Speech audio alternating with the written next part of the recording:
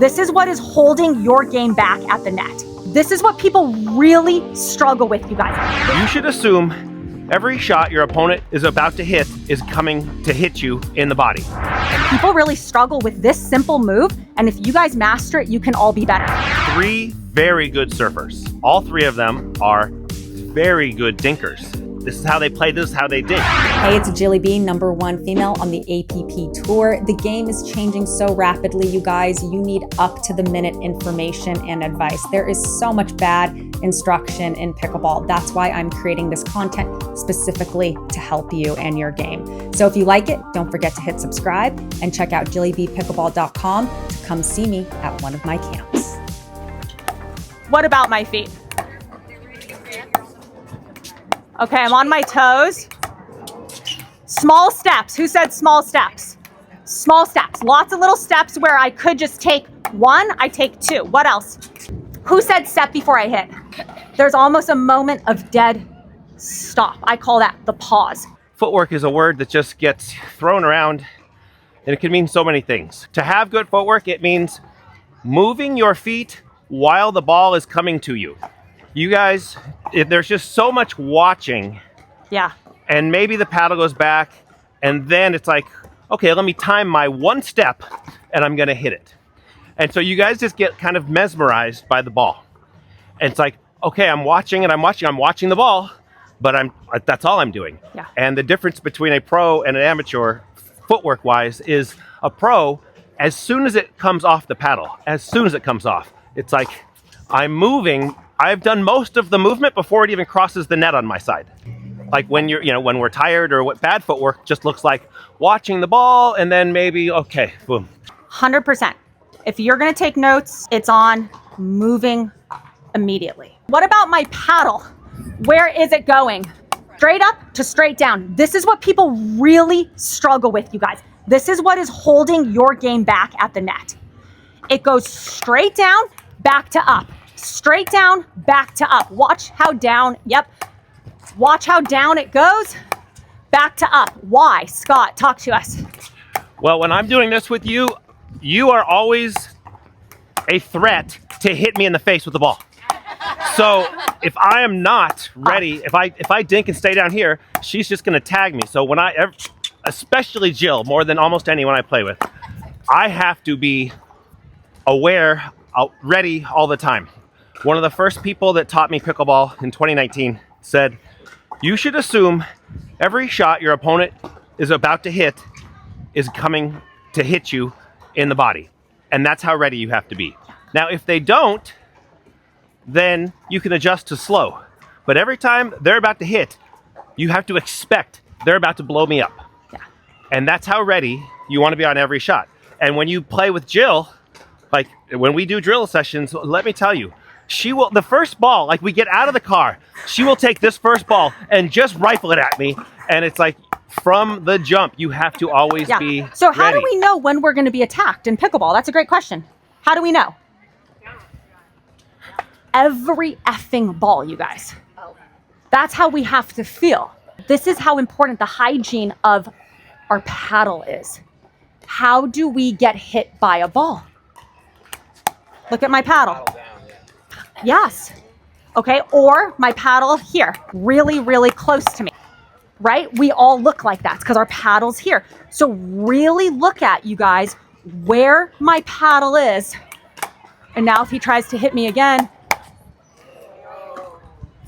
So that also comes from the other P in the hygiene. So we have, for good hygiene, our footwork, which is lots of little steps.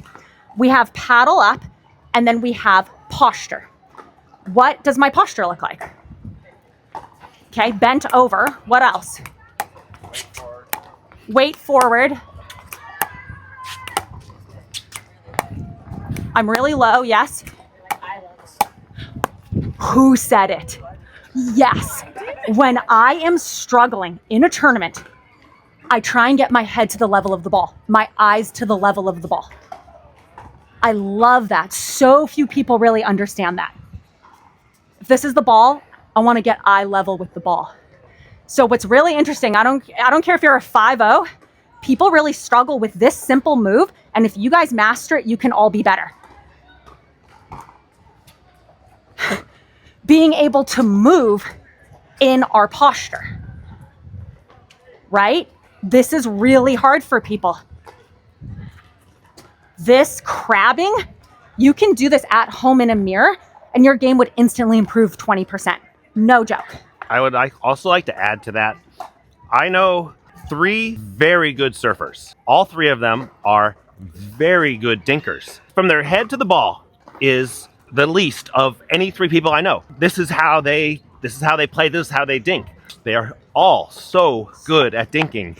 So if you're trying to improve dinking and control, that getting closer to the ball like this is just huge. This is a drill I do before my pro tournaments. I missed this many dinks over the course of 3 days over the weekend.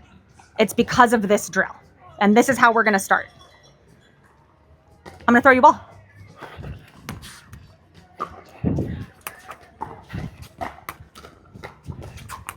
What do you guys notice? I'm trying to catch the ball inside the cone of power. Lots of little steps. The problem is when I get given a paddle, we go. So the proper move, the sequence I want you guys to get tattooed is legs, pause, paddle. Legs, pause, paddle. Watch me. Legs, pause, paddle. Legs, pause, paddle. Not paddle, legs, no pause. That's what we all look like. Paddle first, move, no pause. I want legs, pause, paddle. And the reason is legs, pause, paddle. All of a sudden I can start to do stuff with the ball if I follow that sequence. So we're gonna go out, no paddles. And as our warm-up drill, we're gonna toss each other the ball. And I wanna see if we can catch the ball. Lots of little steps, catch it inside the cone of power, and really feel like also as we catch it, Scott, do you mind throwing me one more? I wanna bring it up like I have a paddle in my hand. So I don't wanna catch it, and yeah, look where his hands are, right? So catch it, paddle up, throw it, and look where I am at even, just watch me for a second. Even as I'm throwing it to him, look at my hands. I'm gonna pretend I have a paddle in my hand. Because remember what I said earlier, people cannot move like this. This is really hard for people, but we're not asking you to run the 50 like Usain Bolt. I'm asking you to move in good posture. And if you can do this, you can literally be as good at pickleball as you want. If you would like me to tape your elbows together, I will, because that is how we start to play really good pickleball, when we get rid of the paddle getting away from us. So I want to feel like I am moving within that cone of power with my paddle and my belly button connected. See? If I can also add to I want to get specific about the footwork thing. Yep. As you are tracking a ball, when I have to move sideways, I need the outside foot to beat the ball to the spot so that I'm catching it in between my feet. And this was especially important in tennis, my backhand, which was weaker, and like a very good pro told me, your foot has to beat the ball. As soon as he said that, because I was doing this, I was just lazy, and I would time it so that I would kind of do this, as opposed to being quicker, waiting, and then I'm just like solid. So as we're doing this little toss drill, the outside foot has to beat the ball so that you can catch it between your feet. Almost every pro, if you hit the ball outside your foot, big problem. Your touch is gone. All of the touch and accuracy and control is contact point between the feet. It's contact between our feet.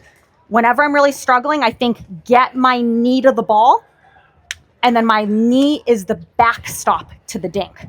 The second we get out here, we are done. And this is for all of pickleball, you guys. This is not just here. This is why I'm spending so much time with you on this, because it's the same here, and it's the same here, and it's the same here. This is foundational to your entire game. Thanks for watching. If you made it this far, go ahead and hit that subscribe button for me. And don't forget to check out jillybpickleball.com and see the full 2026 camp calendar.